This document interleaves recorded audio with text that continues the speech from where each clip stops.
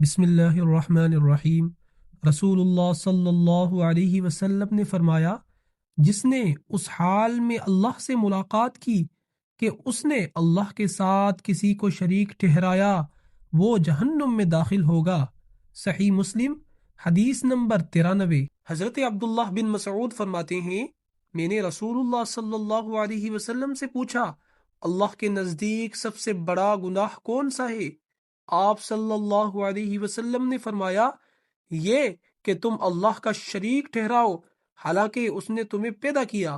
صحیح بخاری حدیث نمبر 4477۔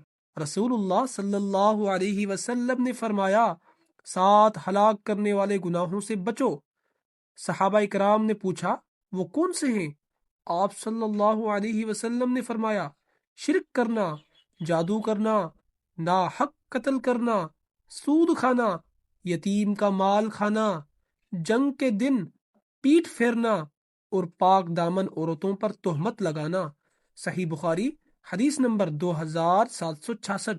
رسول اکرم صلی اللہ علیہ وسلم نے فرمایا، چھپا کر صدقہ دینا اللہ کے غضب کو ٹھنڈا کرتا ہے۔